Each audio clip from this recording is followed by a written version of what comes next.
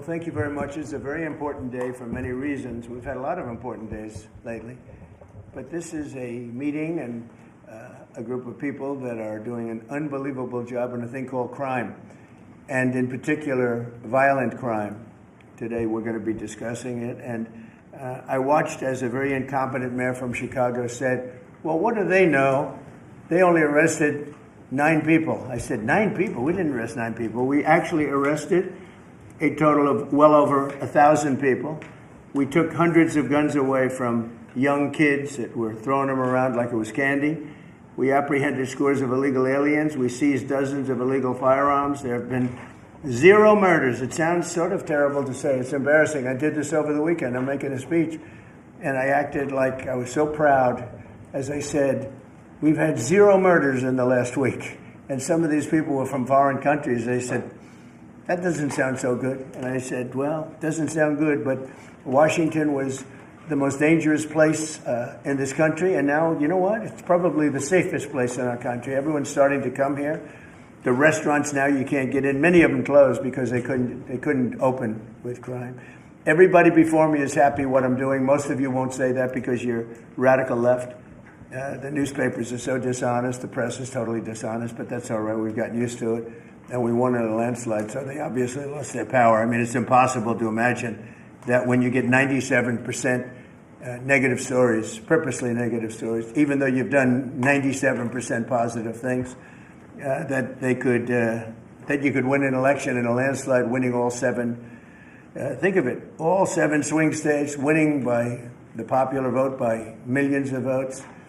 We had it fantastic. The best is your districts. Out of 3,000 districts, I guess we won 3,500. We won 2,750, and they won 500. And that's, to me, the best of all.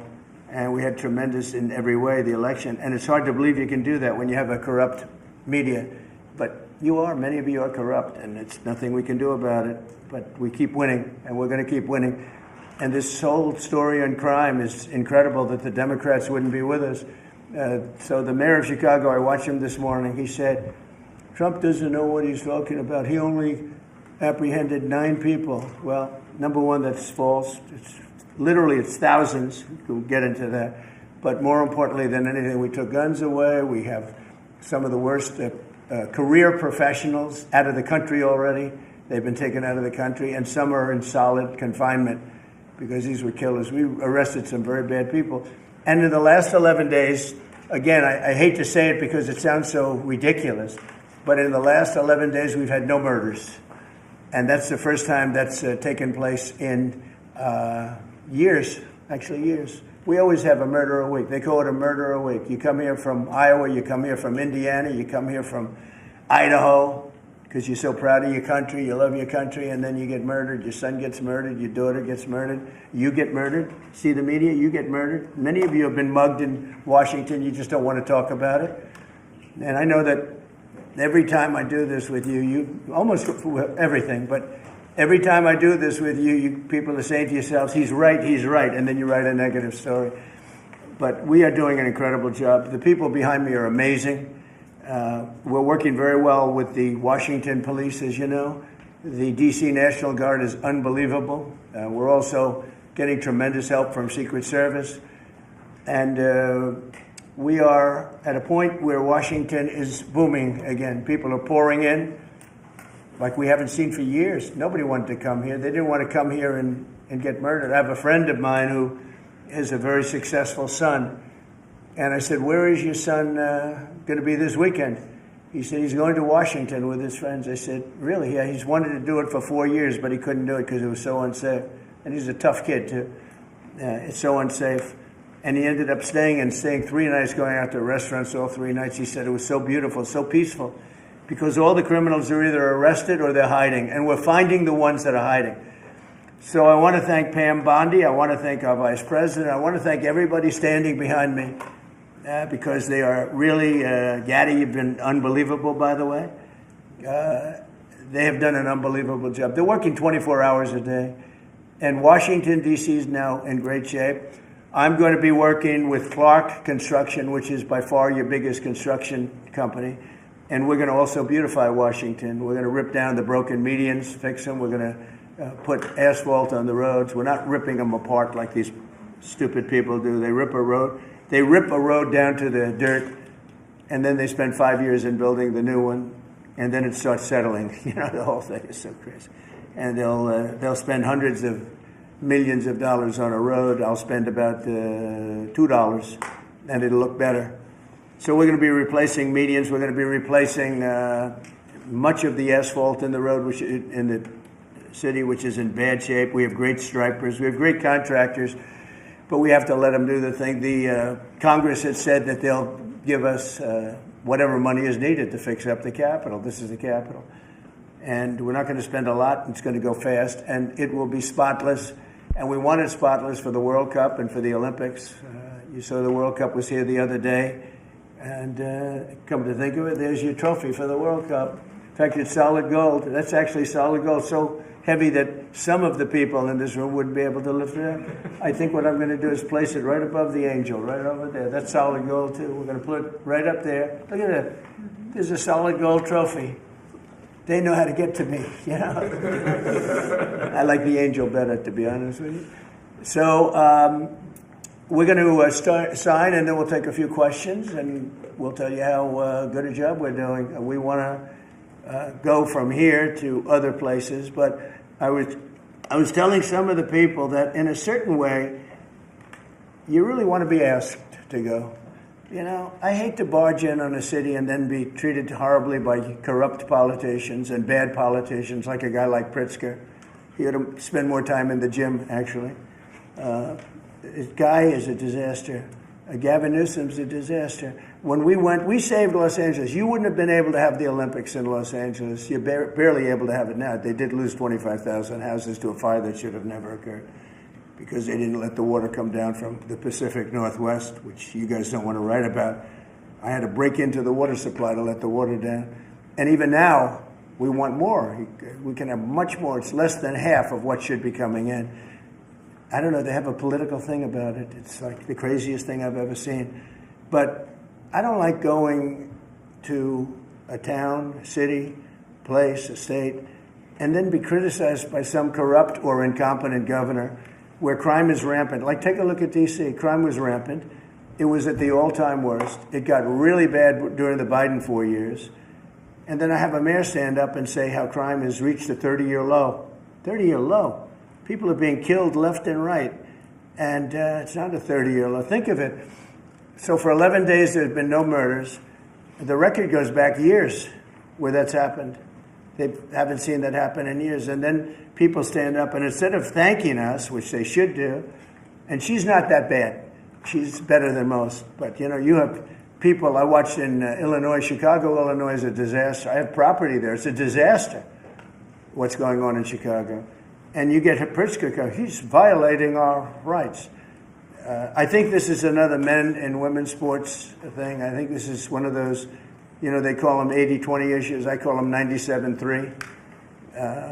I think the Democrats better get smart. And, you know, politically, I hope they don't. But actually, in terms of love for the country, I hope they do, because it would be good to work together. So I'm thinking about, you know, when I have some slob like Pritzker criticizing us before we even go there. I made the statement that next should be Chicago because, as you all know, Chicago is a killing field right now. And they don't acknowledge it. And they say, we don't need him. Freedom, freedom. He's a dictator. He's a dictator. A lot of people are saying maybe we like a dictator. I don't like a dictator. I'm not a dictator. I'm a man with great common sense, and I'm a smart person. And when I see what's happening to our cities, and then you send in troops, instead of being praised, they're saying you're trying to take over the republic. These people are sick. But I'm really saying, and I say this to all of you, in a certain way, we should wait to be asked, because they have cities that are so under control, you know, out of control. So we go in and fix it. They take the full credit for it, and they go out and say, I heard it this morning. They're saying how well they've done over the last 10-day period, that they set record lows. They don't say that we're there with very tough people, by the way. They have to pass the toughness test. Otherwise, they're not working for us. So, and we're allowed to do that now according to the United States Supreme Court decision. Now, they have to pass a toughness test. If they're not tough, we don't want them for this job. They might be great for other jobs, but not for this job, because they're respected. You saw the gang of kids. They were all huddled up, and a group of soldiers walked up. They never even got over. Those kids ran back to their homes or wherever the hell they came from. They were gone. This is one of the safest cities right now in the world, as crazy as that sounds. And it took 7 days. It took really 3 days, but we're now in our 11th day. So I want to thank you. So we had all of these things, 439 illegal alien criminals have been removed, and we have 6 known gang members, some of the worst leaders of gangs anywhere in the country, MS-13 and Tren de Aragua.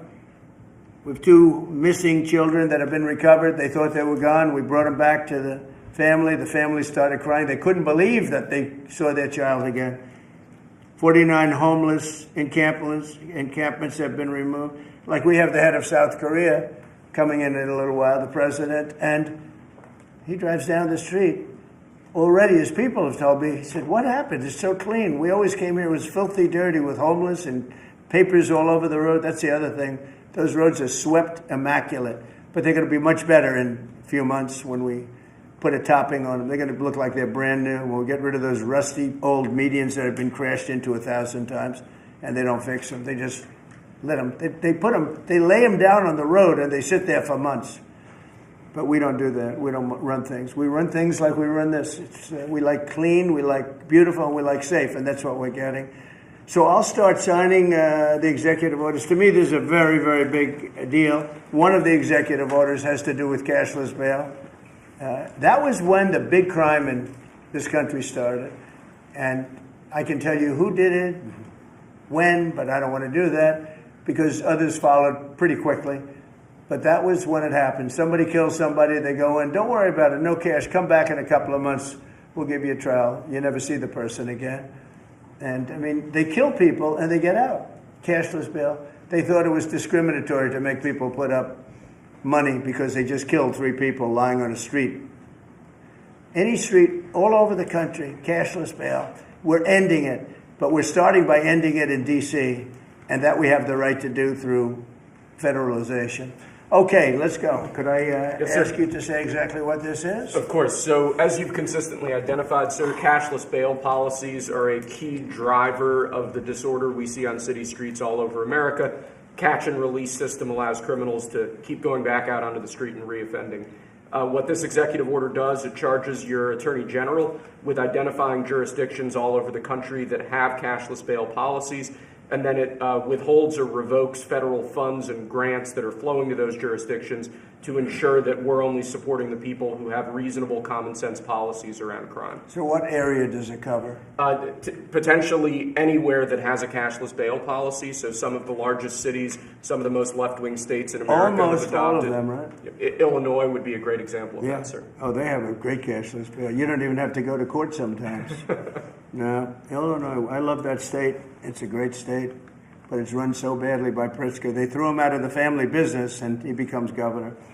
Now he wants to run for president. I don't think that's going to happen. Okay, we'll sign right here, right? Sir. So important.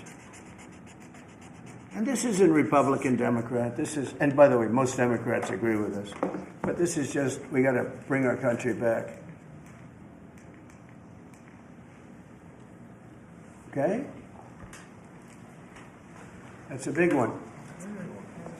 Also on the issue of cashless bail, sir, this is a D.C.-specific executive order. In addition to the measures that we're taking that are quite similar to what we're doing around the country, in D.C. in particular, the objective is holding as many criminal defendants in federal custody and subjecting them to federal charges as possible. That means that they'll be held pre-trial in federal jail as opposed to just being cut back out on the streets due to a cashless bail policy. Okay? And we have the room. And by the way, the prison they have in D.C. is horrible. It's horrible. People were subjected to live in that dog trap for so long, so unfairly. I have stories, you'll be hearing about them. That prison is horrible. Okay? This is an executive order that contains a number of additional measures relating to crime and law enforcement in Washington, D.C. It charges, for example, your Secretary of Defense with establishing specialized units in both the D.C. National Guard and the National Guard units around the country, specifically trained and equipped to deal with public order issues.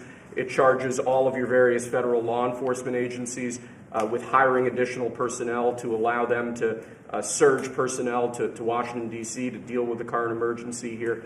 It does a number of other things in that space, and it also asks the Attorney General to look at D.C. Metropolitan Police general orders that have currently impeded law enforcement efforts in the city, and to potentially look at unwinding those that are stopping the police from doing their job effectively. And are we going to ask this to be codified by Congress, all of these things? I think we could potentially, yes, sir. I think so. I think we should. I think we'll get it. I think Democrats will vote. Well, it's hard to believe that they might not, but I think Democrats will actually vote for this.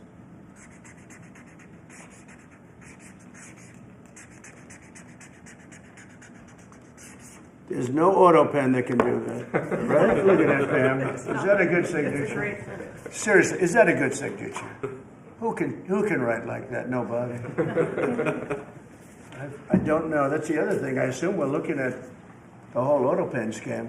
Sir. Because the person that ran it said he spoke to it briefly twice about nothing. That means that all those pardons that he gave to some very bad people, very unpatriotic people, very evil people, it looks to me like those pardons are worthless.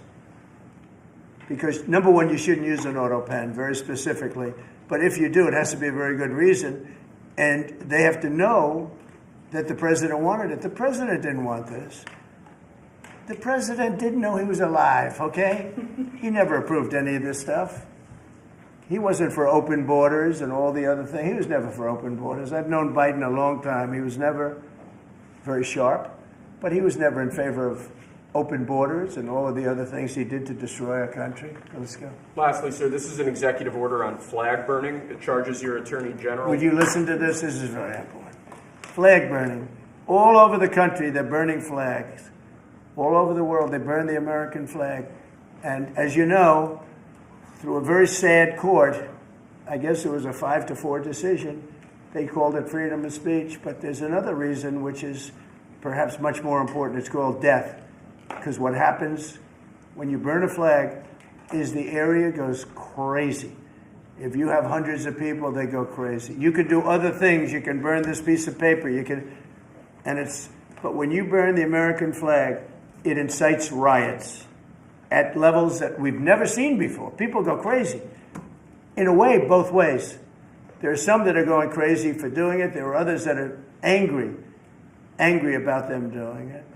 Do you want to discuss that? Sure. So what the executive order does, sir, it charges your Department of Justice with investigating instances of flag burning, and then where there's evidence of criminal activity, where prosecution wouldn't fall afoul of the First Amendment, and instructs the Department of Justice to prosecute those who are engaged in these instances of flag burning.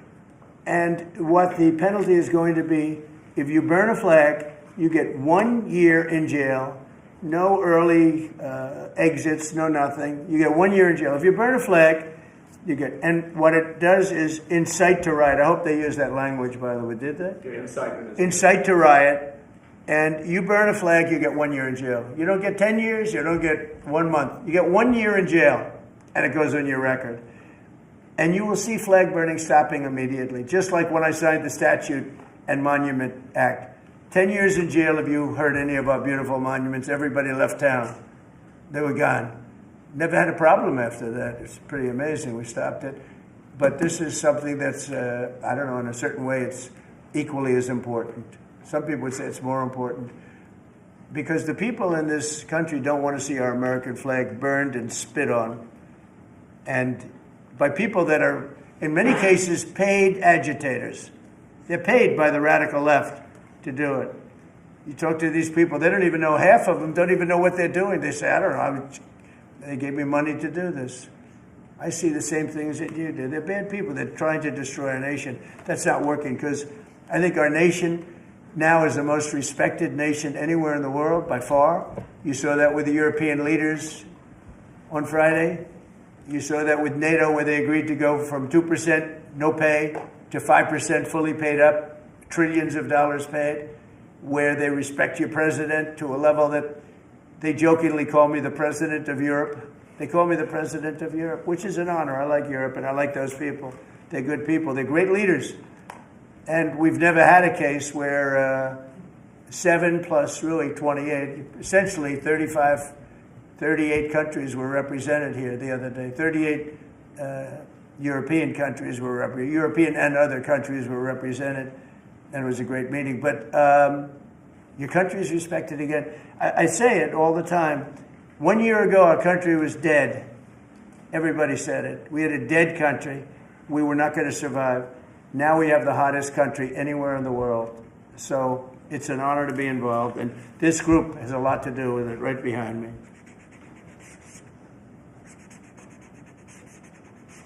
Does anybody behind me have anything? Pam, would you like to say something?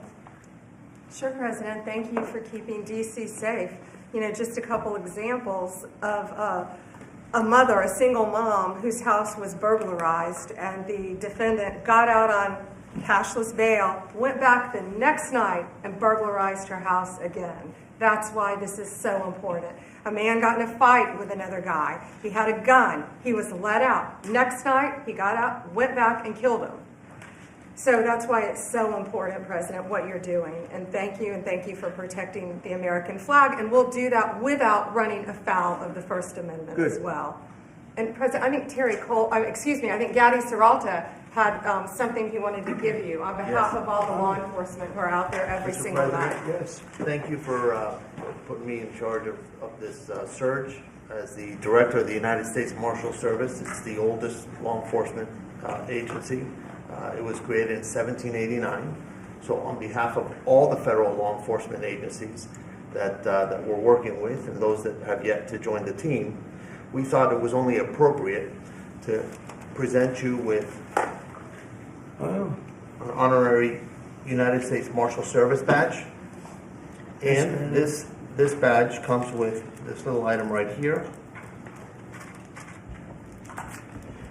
which is a handcuff key, Mr. President, because you continue through your policies and your efforts with your staff to unhandcuff law enforcement officers all over this nation. And I can tell you personally that they thank you for that. Thank you. That's beautiful. You can continue unhandcuffing law enforcement. That's a very great honor. I'll save that and put it someplace up, which is important. Thank you very much, Gary. I appreciate it. Thank you very much. Really nice. Thank you. That's very nice. Thank you.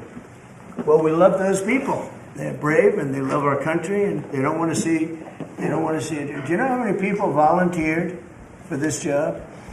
And before I ask the VP to say a few words, because he feels very strongly about it, I think it's very important, Pam, that when we do this, that a state they come and ask us. I mean, I see Pritzker saying, we don't want them. In the meantime, his city is being shot to hell. And they do that politically. And they probably do want it. If we didn't go to Los Angeles, you would literally have had to call off the Olympics. It was so bad. And the sheriff and the law enforcement people, but the sheriff said, and he came out very strongly, he said, if we didn't have these people, we were not able to control it. Now, 4 days later, after we had it totally under control, we did that quickly. He changed his tune a little bit. Well, I think we could have done it. They were dead. If we didn't send in the troops, Los Angeles was dead. The Olympics was gone. The World Cup was gone. Everything was gone. We did a great job. And Newsom, he's an incompetent governor. But I think people should want us to be there, because otherwise all they'll do is complain as we do our job. So we'll have to think about that, okay? We go in, like in Washington, we go in, and the people that are here that have been doing, I don't want to say terrible, because she happens, she's a nice woman, I guess. I don't care about if she's nice, I really don't care. I want her to do, I'd rather have her be horrible, but do the job. But we come into Washington, and we have the 11 best days they've had here in 2 centuries. I mean, they've never seen anything like it. Let's go 2 decades. In over 20 years, they haven't seen anything like what happened. And now they're out there saying, we don't have crime in Washington. Well, that's true. For 11 days, you don't have crime. But before that, everybody was getting hit and mugged, and you people could not walk to your office without security. That's how unsafe it was. So I think we should really let them have their city, let their city go to hell, and when they come and beg us to help. The only problem is we want to save it for the people, because the people want us there. The people here, 95% of the people here want us. The real people, not the people you find on. I don't know where you find these people. You have one person that has a broken nose. Where'd you get it? Well, I was mugged. Good. Do you want to see Trump here with? No, I don't want. A woman has a broken nose. She got mugged. But she's saying she doesn't want any protection. It's all made up fake news. It's just fake news. I don't know where you find these people. Anyway, would you say a couple of words, please? And then I'm going to ask JD to say something. You have done an unbelievable job in a short period of time. Thank you, Mr. President. Highly recommended by you know who, right? Yes, sir. Do you want to say his name? Mr. Youngkin, Governor right. Youngkin. Yes, sir. We stole you from Governor He called Youngkin. me. right. He called me. Glenn Youngkin called, and he said, "I have somebody who's really fantastic." And based on that recommendation, here you are. You've done a fantastic job. I appreciate it. Thank you, Mr. President. Thank you. Go ahead. The men and women of the Metropolitan Police Department are back. They enjoy doing their job again. They feel the ability to go out and be law enforcement officers. They feel that they're connected to their communities again. They are making a difference. Thanks to you, Mr. President, and our federal task force, you are making D.C. safe once again. Thank you, sir. It's going to get better and better. Well, it can't get much better. There's no crime. I read where crime's down 89%. I said, really? Who are the 11%? Okay? There's no crime. JD, please.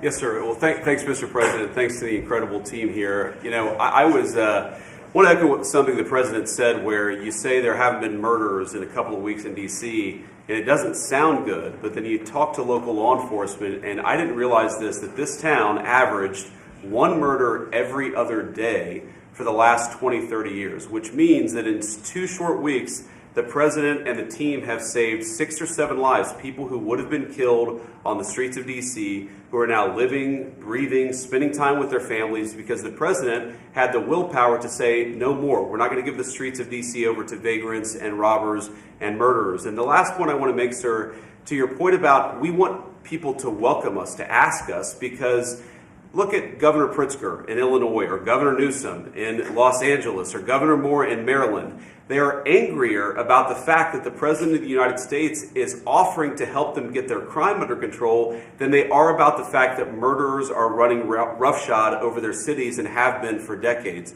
Why are Democrat governors angrier about federal law enforcement helping clean up their streets than they are about the fact that those streets need to be cleaned up to begin with? It shows a real sickness in the head. And I agree with the President of the United States. I think most Democrats, rank and file, nobody likes crime. Republicans don't like crime. Democrats don't like crime. Independents don't like crime. Why are Democratic governors doing everything in their power to make crime easier to do in their cities? It doesn't make an ounce of sense to me. But, Mr. President, I appreciate you being willing to help. And I hope these governors take you up on the offer, because we should clean up all of America's streets. It's the right of every American to live in safety and comfort in their community.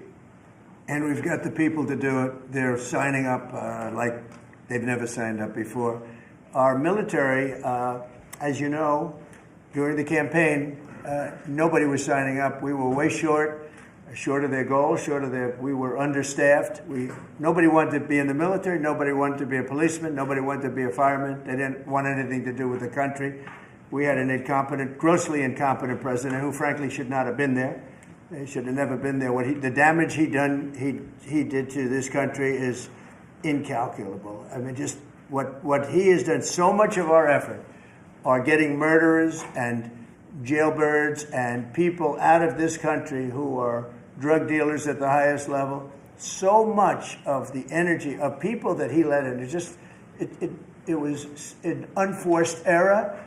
But I don't think they think it's an error. But I don't believe he believed it. It was the radical lunatics that surrounded this guy at this desk, who are brilliant people, but with the wrong philosophy. There were some brilliant people, but they're evil people, and they're going to be brought down. They have to be brought down because they really hurt our country.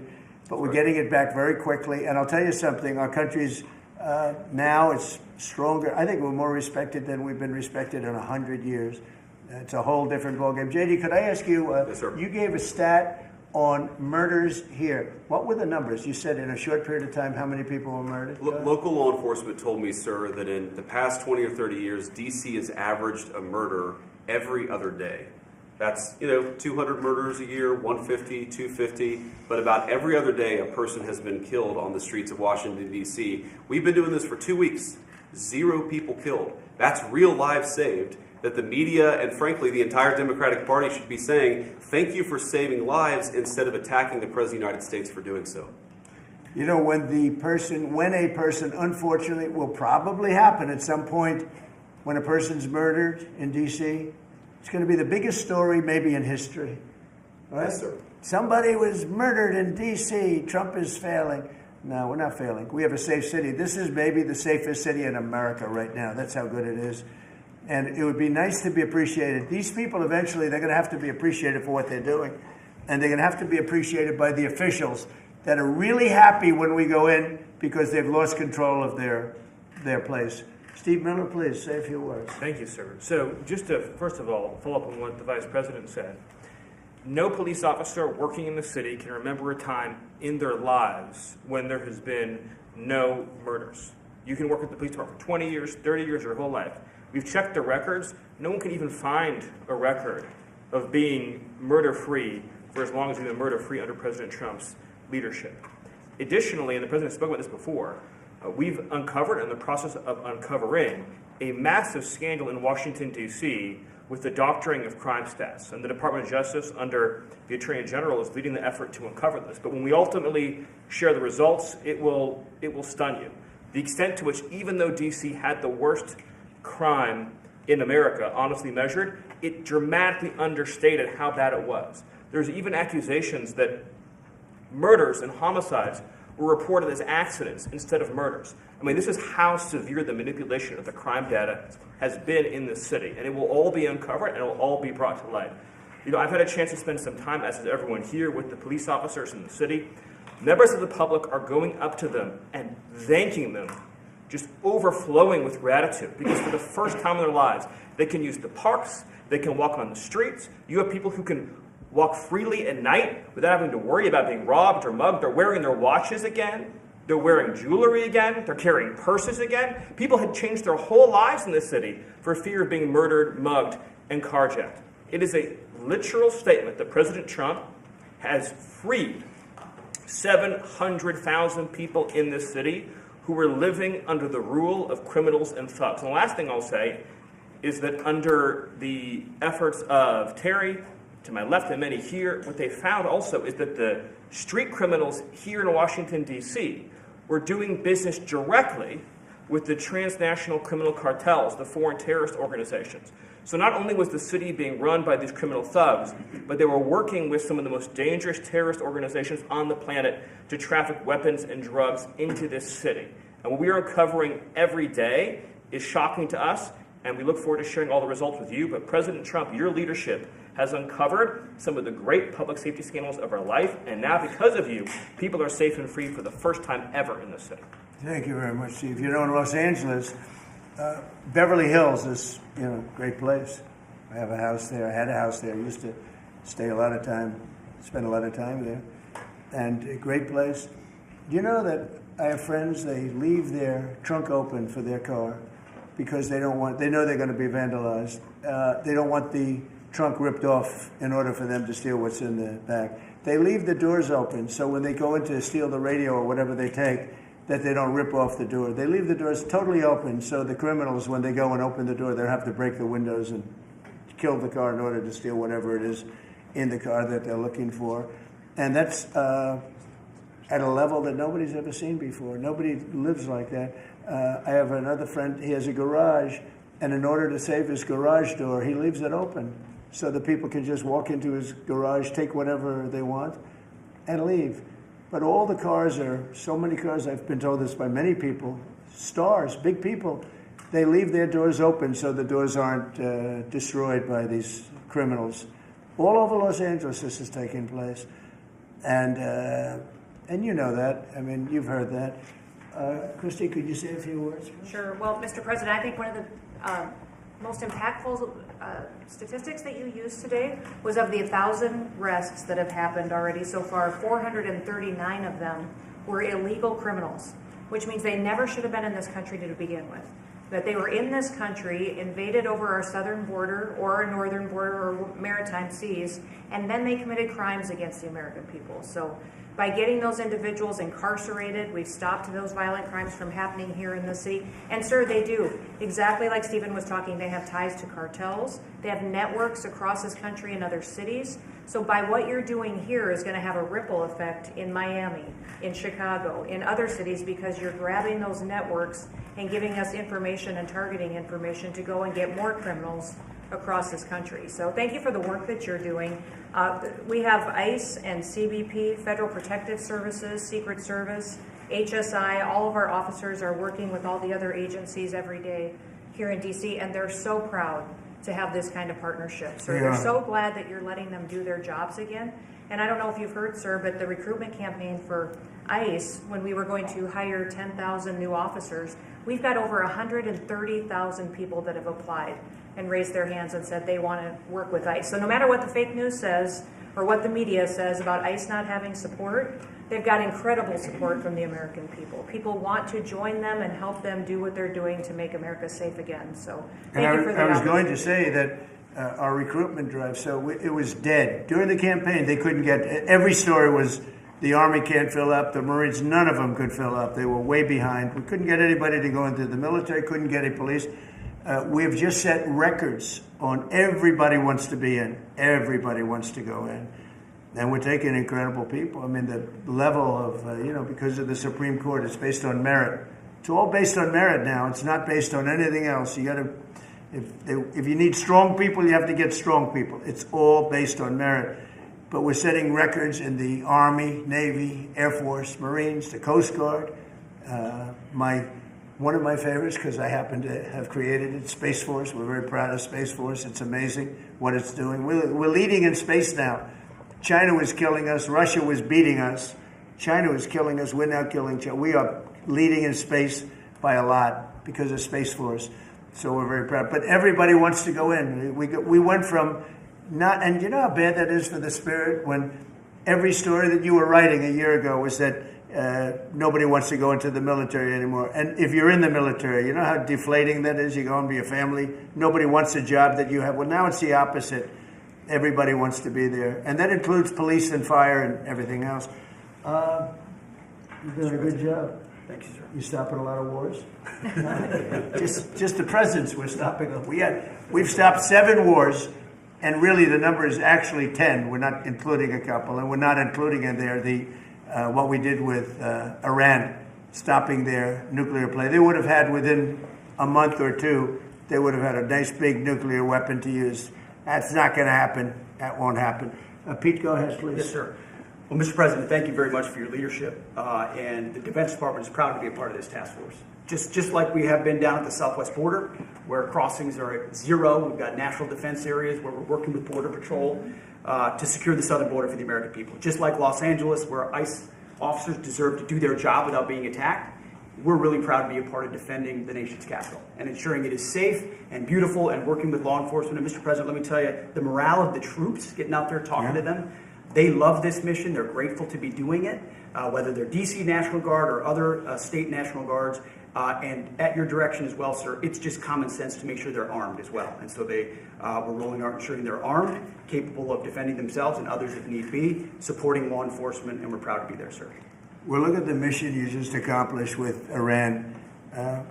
36 hours back and forth, flawless. Every bomb hit its target. They went right down those chutes, dark at night, no moon, no nothing. Every target, every bomb went right down. They have a chute that goes right down deep into the mountain. And they shouldn't have put ventilation in, I can tell you, because we use that for our advantage. But what they did, and we had the pilots and even the people that took care of the planes, we had a whole group of people at the White House a couple of weeks ago. And, I didn't realize this, but they said, we've been looking at their predecessors, and then these were the pilots. They said, we gave them beautiful medals. And I'll show you the medal. Gave them the medal just like this. See? Just like that. They were so happy. Gave a lot of them out for that. It was an incredible job. You know, we had 52 tankers. People don't realize, so that they could refuel. We had many fighter jets, F-22s, and F-35s. We had many. It was an amazing operation. It was flawless. Compare that to the operation when they went in with the helicopters crashing and everyone running around the desert, and the prisoners being taken. And that was Jimmy Carter. And what a horrible thing. This was the exact opposite. This was the exact opposite of what they did in leaving a very, very nice place. The Taliban runs a tough operation in Afghanistan, and I think it was the most embarrassing day in the history of our country. That was Biden. I was leaving, and we would have left through strength, tremendous strength. We would have had we would have kept Bagram, which is the air base, one of the largest runways in the world, one of the most powerful. You could land anything on it, many, many feet thick. You don't build them that way anymore. You can't. But we left it, and now China's occupying that air base. This was the most incompetent administration in history, the Biden administration. And you're just lucky that they lost, because if they won, you wouldn't have a country anymore. And so, Pete, you started up by saying the Department of Defense. And somehow it didn't sound good to me. You know, it didn't sound good. Defense, what are we defense? Why are we defense? So it used to be called the Department of War. And it had a stronger sound. And as you know, we won World War I, we won World War II, we won everything. Now we have a Department of Defense. We're defenders. I don't know. If you people want to, standing behind me, if you take a little vote, if you want to change it back to what it was when we used to win wars all the time, that's okay with me. All right? That's coming soon, sir. You let me know if you want to do it. I think Department of War. It just sounded bad. He said, sir, on behalf of the Department of Defense. Defense. I don't want to be defense only. We want defense, but we want offense too, if that's okay. So you'll make a decision. But, you know, as Department of War, we won everything. We won everything. And I think we're going to have to go back to that. In the meantime, I've stopped all of these wars. I've stopped them. A big one would have been India and Pakistan. But we stopped them all. We stopped 3 wars. Go to Africa. They like to say, oh, you know, I love black people. And I did great with the vote with the black people. But they say, he's a racist. He's a racist. I said, really? For 35 years, a war raged between Rwanda and the Republic of the Congo. And it was a vicious war. 9 million people were killed with machetes, largely. Hatchets, machetes. That went on for more than 30 years, but 34, 35 years. And I stopped it. In fact, the presidents are coming in a week or two to sign. We have the foreign ministers. It's all signed. The war stopped. But I got it stopped and saved a lot of lives. The Congo. It's deepest, darkest Africa. I got that war stopped. Nobody else could have done that. We did a lot of jobs. We did a lot of wars were stopped that nobody thought would even be possible. And I'll tell you what, the war with India and Pakistan, that was the next level. That was going to be a nuclear war. They already shot down 7 jets. That was raging. And I said, you guys want to do trade? We're not doing any trade. We're not doing anything with you if you keep fighting. You got 24 hours to settle it. They said, well, there's no more war going. And I used that on numerous occasions. Trade, I used other I used whatever you had to use. But we got 7 of them stopped. And the one I thought would be easiest, frankly, was going to be Russia and Ukraine. But that turns out to be some big personality conflicts. It's one of those things. But we're going to get that stopped eventually. We're going to get that stopped too. 7,000 soldiers died last week. Think of that, 7,000. I usually say 5,000, but 7,221 soldiers died last week in the fight between Ukraine and Russia. And they're not our soldiers, but they're souls. They're living souls, and they leave their homes, and they wave to their parents, and their parents are so proud as they leave in a beautiful uniform, and a week later they get their head blown off by a drone. New form of military. It's a whole new form of fighting. So I would just like to thank the people that are behind me. Thank you very much. You've done a fantastic job. I appreciate it very much. We're doing a real job, and I'm so proud of DC. I passed it 2 days ago, and All the garbage is off the streets. It's terrible. I came in a month and a half ago. I'm driving down and I see garbage all over the place. The streets were a pigsty. Like I won't use the city's names, but you know what I'm talking about. There are plenty of them outside of this country and inside of this country. Baltimore is a horrible, horrible deathbed. It's a deathbed. I know Governor Moore said, "Oh, he wants to take a walk with me." He meant it in a derogatory tone. I said, "No, I'm the President of the United States. Clean up your crime and I'll walk with you." But it's tremendous crime. But he was trying to be derogatory. He doesn't have what it takes. But he's trying to be derogatory. And I met him at the Army-Navy game. They said, "Oh, there's Governor Moore. He'd love to see you." He came over to me. He hugged me, shook my hand. "You were there." He said, "Sir, you're the greatest president of my lifetime." I said, "Well, it's really nice that you say that. I'd love you to say it publicly, but I don't think you can do that, so it's okay. But no, sir, you're doing a fantastic job. I want to just shake your hand." "Thank you very much, Governor." That was that. And then every time I see him on television, he's knocking the hell out of me. So, but that's all right.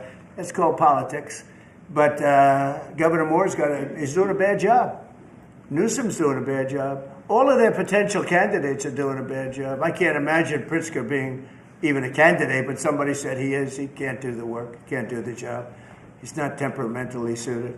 So I just want to thank you all for being here. Do you have some questions? Mr. President, is the Pentagon, and maybe the Secretary of Defense can weigh in too, is the Pentagon preparing for military deployment to Chicago? And with what you said there, are you waiting for the governor? We're ready to go anywhere. We have want them to call a you, though? full complement of great human beings. We're full. You know, our military is full. We were way empty 1 year ago. Now we're full. So we can go anywhere on less than 24 hours notice. Are you waiting for the governor? And we're doing a lot to interdict to stop drugs from coming in, too. We have ships out on sea. You know, we have nobody coming through our border anymore. Nobody. Doesn't that feel good to know that you don't have prisoners coming in and, you know, killers, murderers? We had 11,888 murderers come in, led in by the Biden administration. Many of them have been captured, but we still have a couple of thousand that are out there. Some of them, 50% of them killed more than one person, okay? But a lot of them have been captured. What they've done to our country, these people that circle this moron that we had behind this desk, what they've done to our country is unthinkable. It's unthinkable. I mean, if you think so much of our time is devoted to correcting a problem that all they had to do is say, close the borders.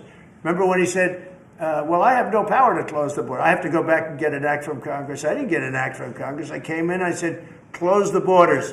And Tom Homan, who's not here, has been fantastic, Christy, right? Yes. Tom Homan is great. He's a fantastic man and respected by everybody. But I said, Tom, close the borders. Christy, close the borders.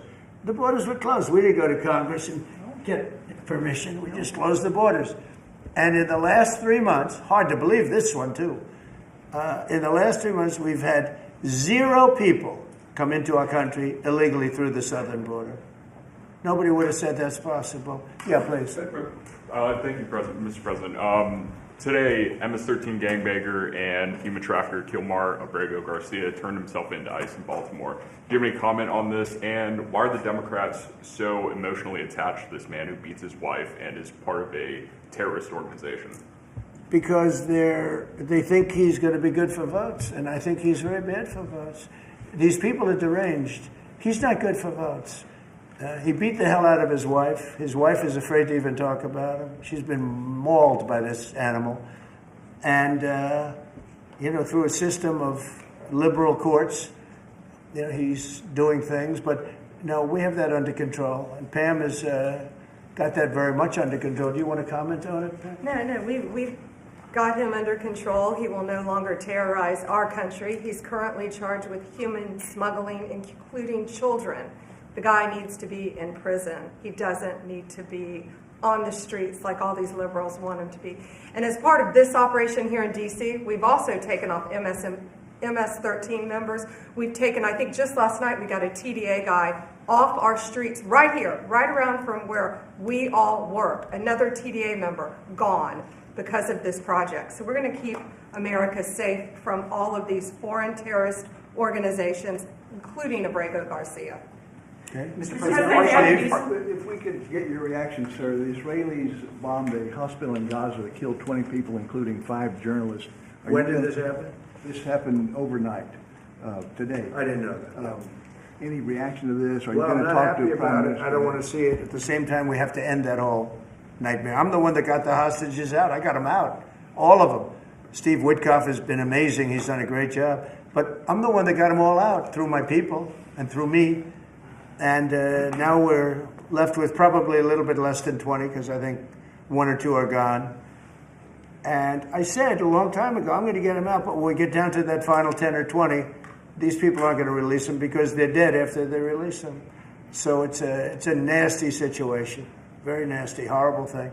Mr. Yes. President, could you please elaborate on your post on South Korea? What were you referring to? Well, I heard that there were raids on churches over the last few days, very vicious raids on churches by the new government in South Korea, that they even went into our military base and got information. They probably shouldn't have done that, but I heard bad things. I don't know if it's true or not. I'll be finding out. As you know, your new president's coming in just a couple of hours coming here. I look forward to meeting him.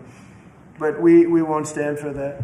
We just won't stand for that. Yes. Are you prepared to order National Guard troops, though, into American cities if those governors don't request the federal deployment? I am, but I also think that, look, Chicago, everybody knows how bad it is.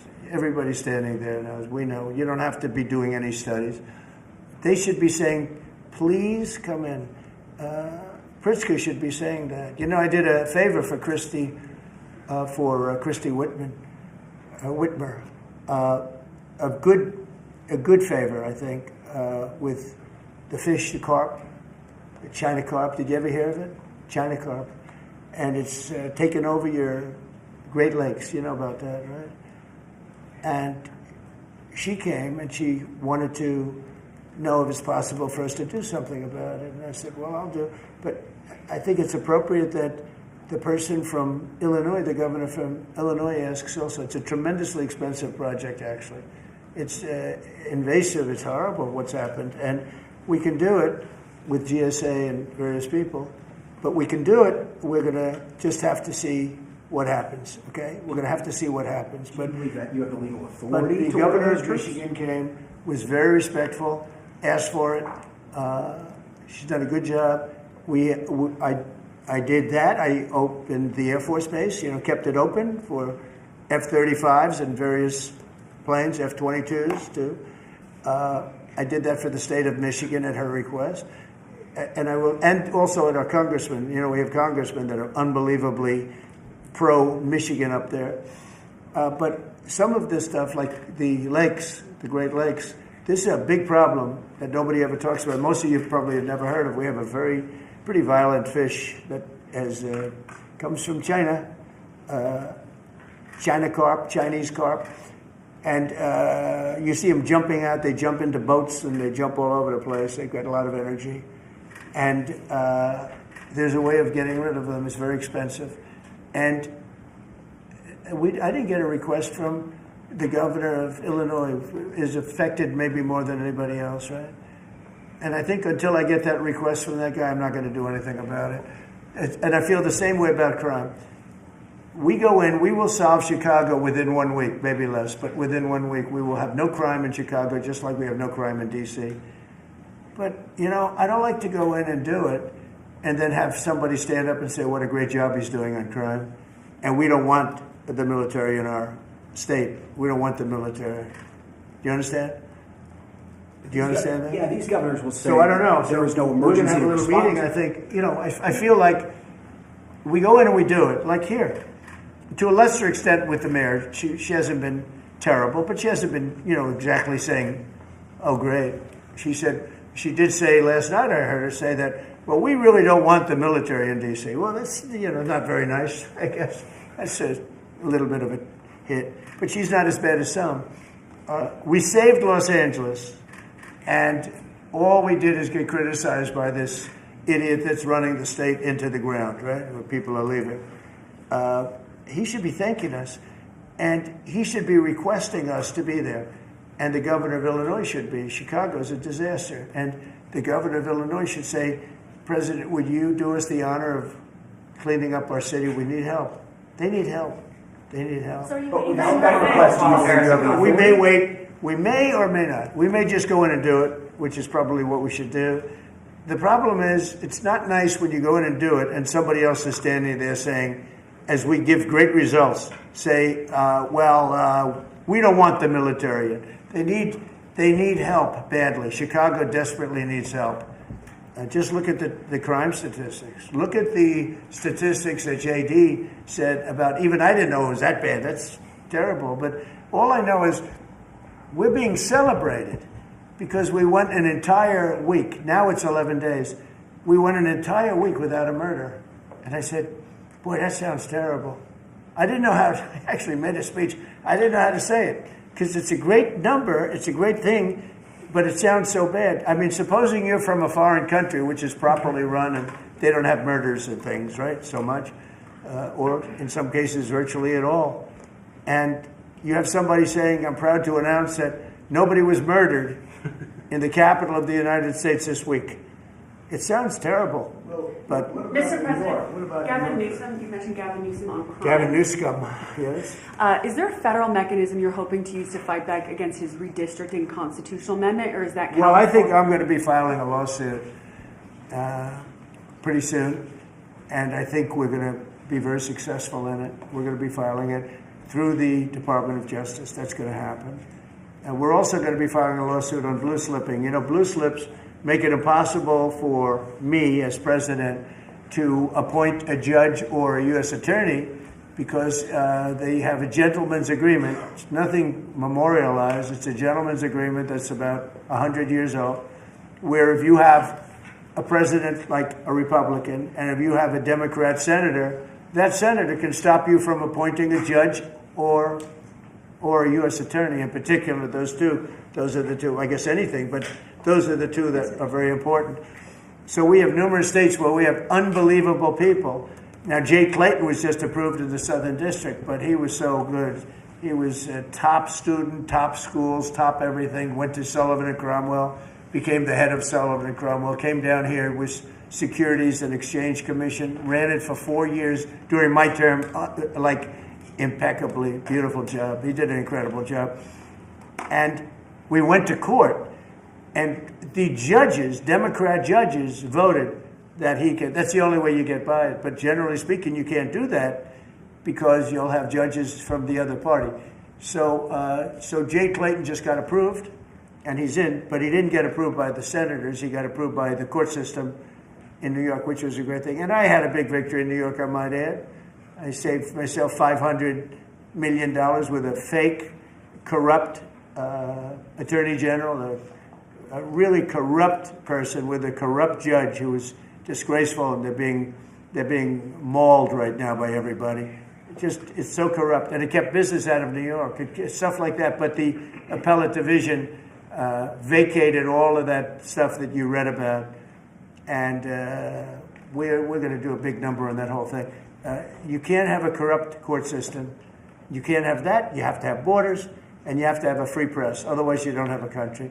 But you'll be hearing about the blue slipping, because if you have not, you don't need two senators. You just need one Democrat senator with a Republican.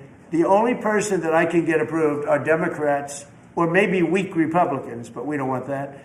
But the only person I will be able to get approved in any of those states where you have a Democrat I can't get a U.S. attorney. I can only get a Democrat U.S. attorney.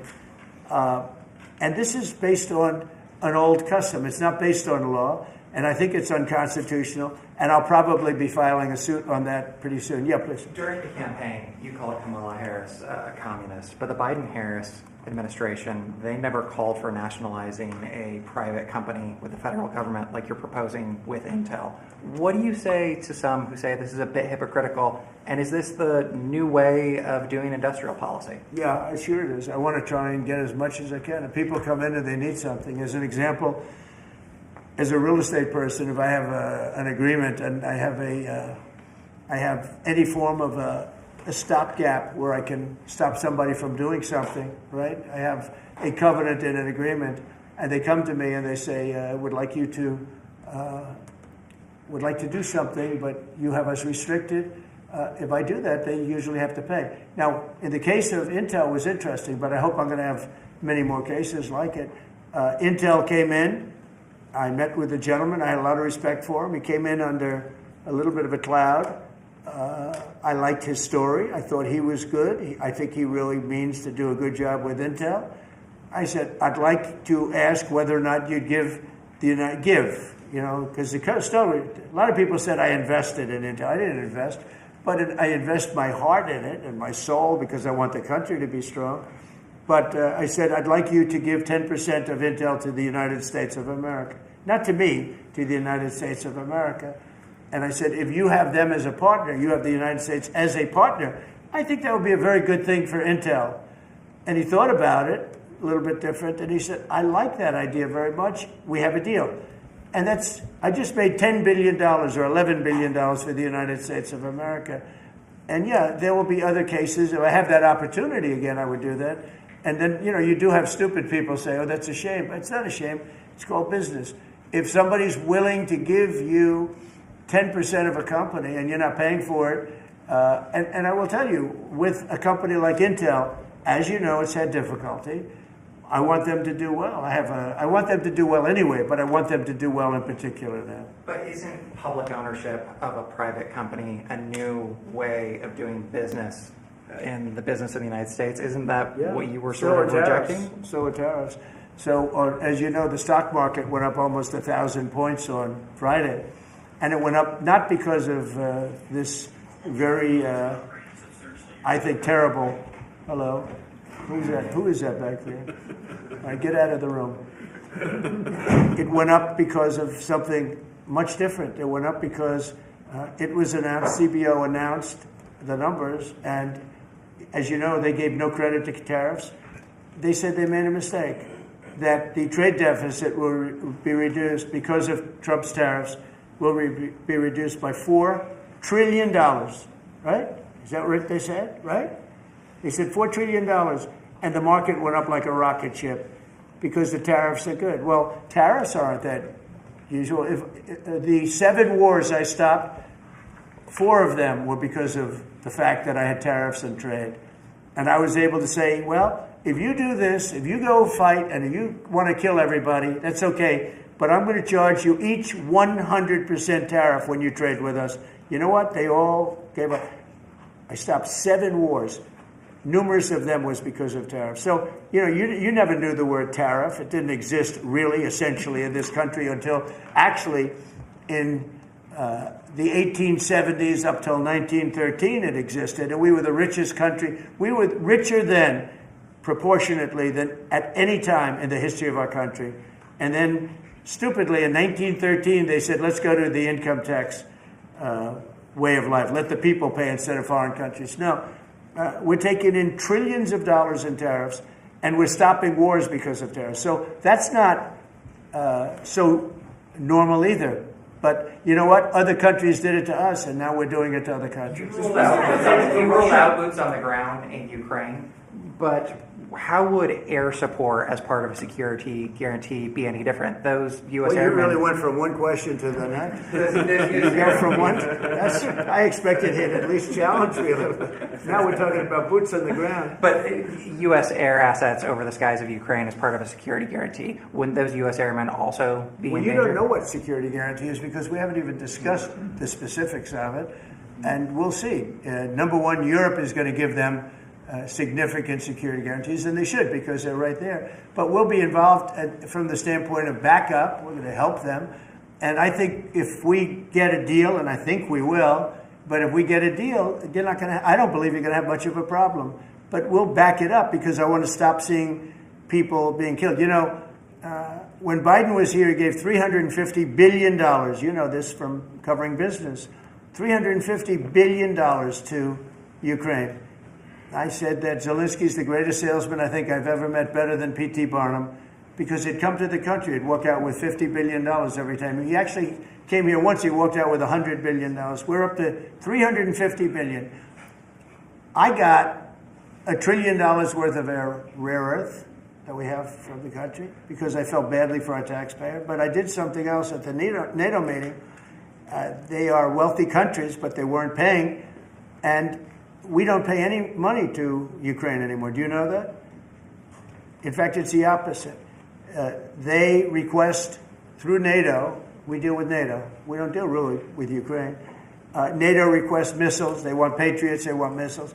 We give the missiles to NATO.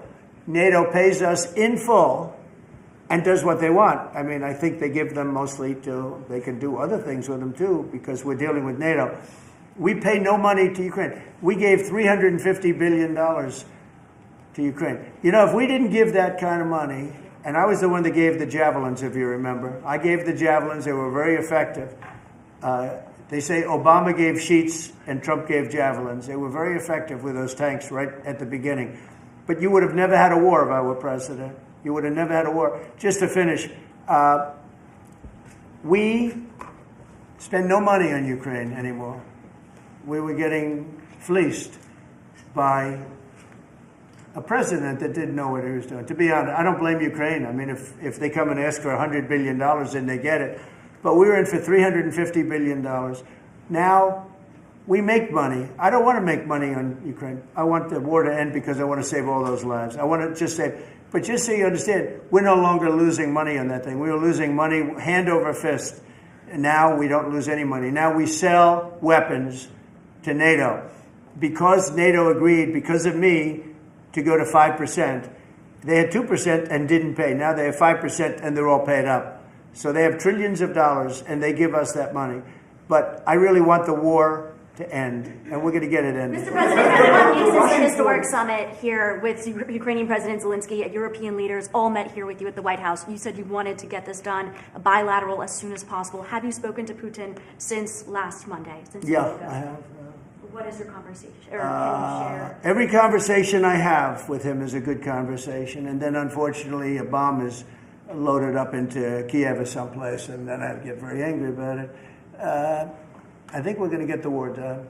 It's tough. I thought that would be, of the 7 that I settled, I thought that would be the easiest of the group. See, you never know what's going to happen. You know, war, strange things happen in war. The fact that he went to Alaska, our country, I think was a big statement that he wants to get it done. That was not easy for him to go to Alaska, you know, for him to come here. But the fact that he showed up on a very successful day, it was a very successful day for other things. Because, you know, we're also talking about missiles, nuclear. We're talking about a lot of different things.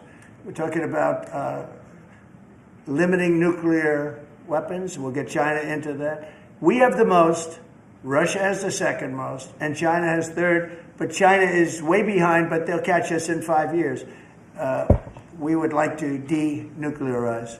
It's too much power, and we talked about that also. That's part of it, but we have to get the war over with. On Baltimore, sir.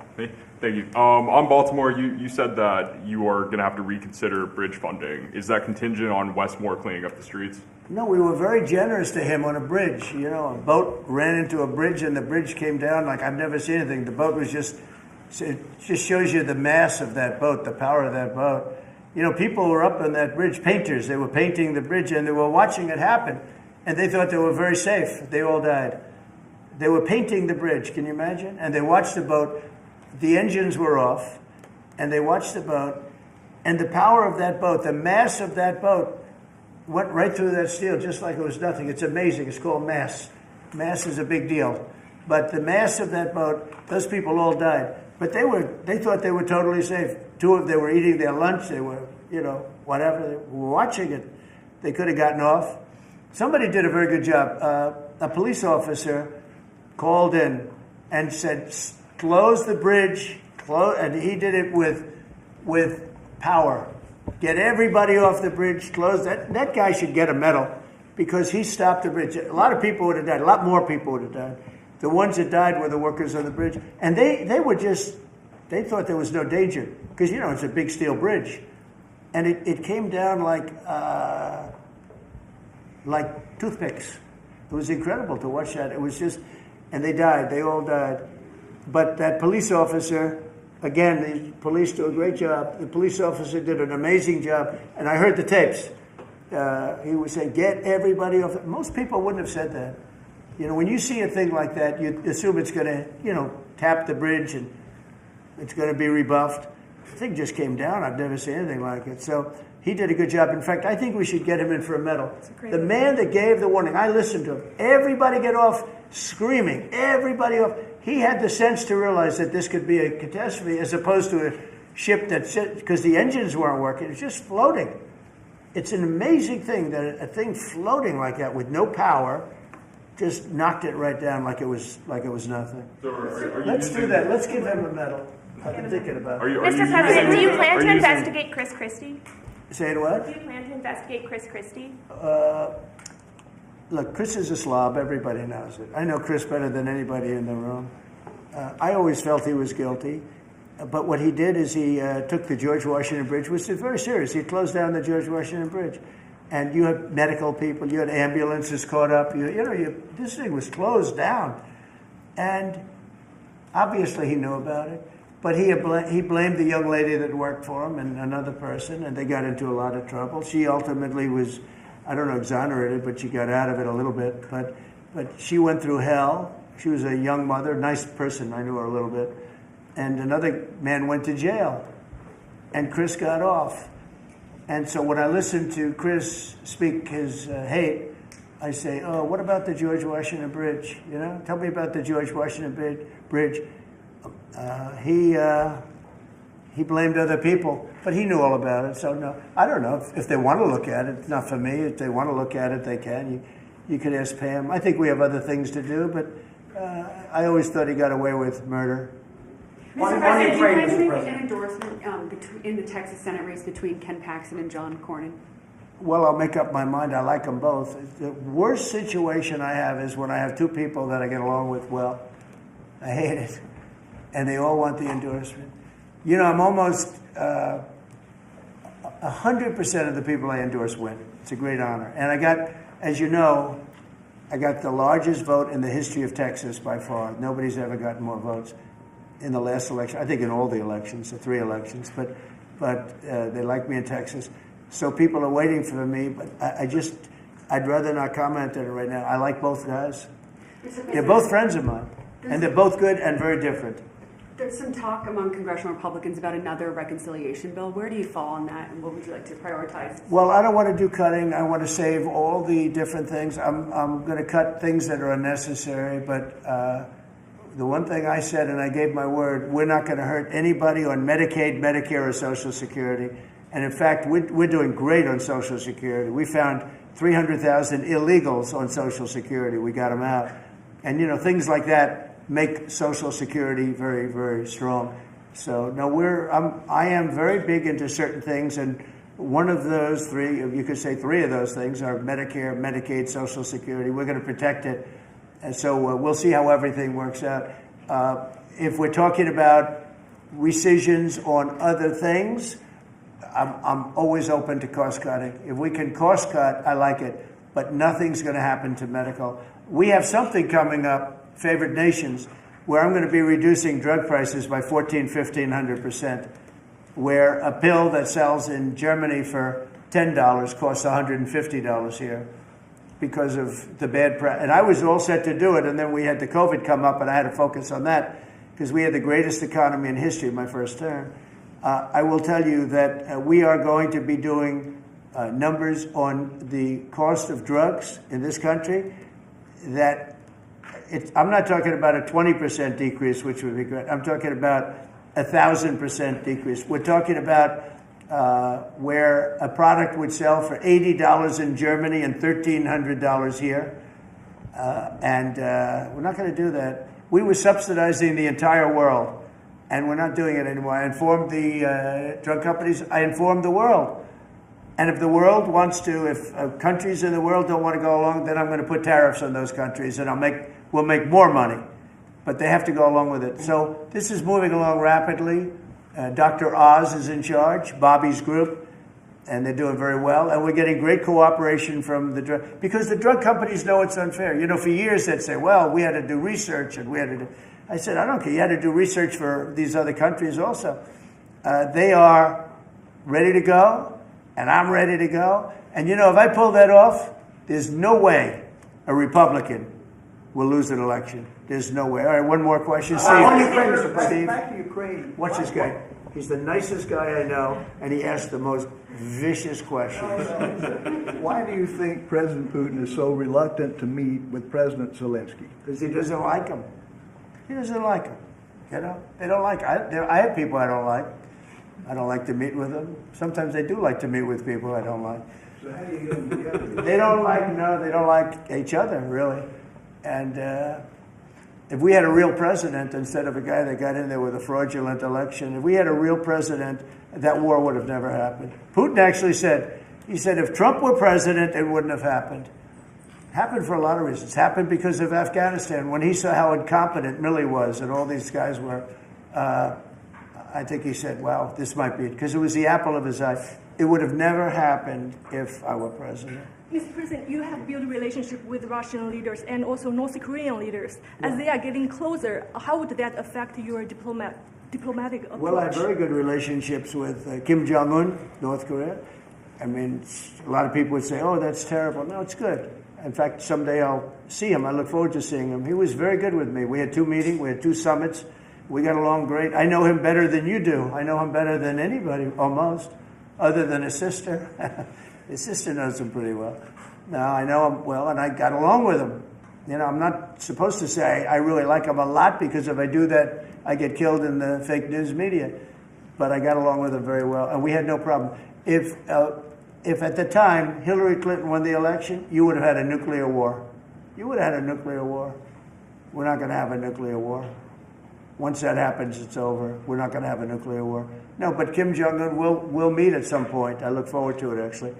But do you notice that since I came into office, you haven't had a problem with him? It hasn't been, you know, he tests lots of rockets. He does have great capability, I will say that.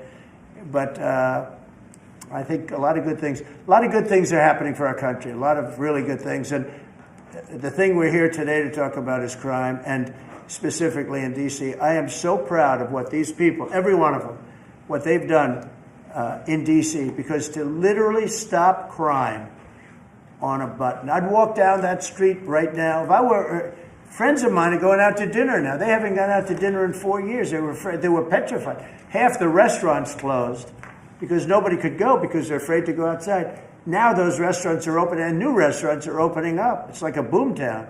It's a great thing to see, and I'm very proud of the people behind me. Thank you very much, everybody. Thank you guys. Thank you guys. Thank you guys.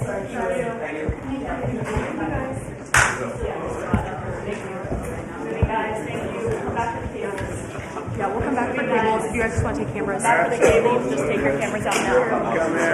Come here.